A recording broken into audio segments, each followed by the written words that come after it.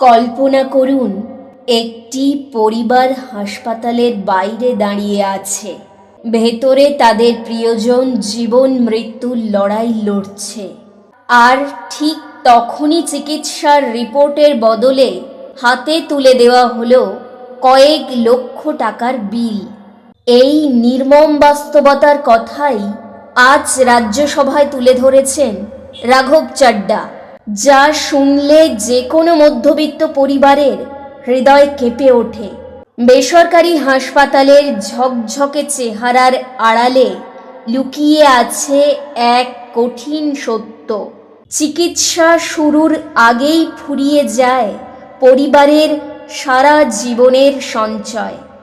আজ দেশে গুরুতর অসুখ মানেই শুধু শারীরিক কষ্ট নয়, বরং অর্থনৈতিক ধ্বংসের আশঙ্কা। প্রিয়জনকে বাঁচাতে গিয়ে মানুষ বিক্রি করে দেয় গয়না, পৈতৃক জমি, এমনকি বছরের পর বছর ধরে জমানো সঞ্চয়ও। সবচেয়ে উদ্বেগজনক বিষয় হলো, প্রতি বছর ভারতে লক্ষ লক্ষ পরিবার শুধুমাত্র মেডিকেল বিলের চাপে দারিদ্র সীমার নিচে নেমে যাচ্ছে।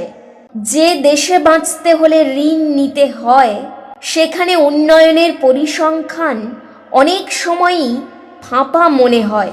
সংসদে রাঘব চাড্ডা এক গুরুত্বপূর্ণ প্রশ্ন তুলেছেন।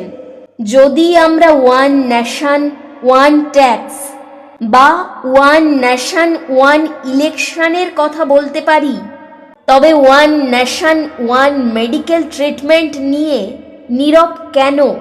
তার বক্তব্যের মূল কথা স্পষ্ট। চিকিৎসার মান নির্ধারিত হবে না ব্যাংক ব্যালেন্স দেখে, বরং রোগীর প্রয়োজন অনুযায়ী। স্বাস্থ্য সেবা কোনো ব্যবসা নয়, এটি প্রতিটি নাগরিকের মৌলিক অধিকার।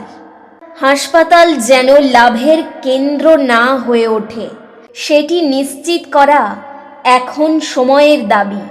আপনার বা আপনার পরিচিত কারোর সঙ্গে কি কখনো এমন অভিজ্ঞতা হয়েছে যেখানে হাসপাতালের বিল সত্যি ভেঙে দিয়েছে পরিবারের আর্থিক ভিত?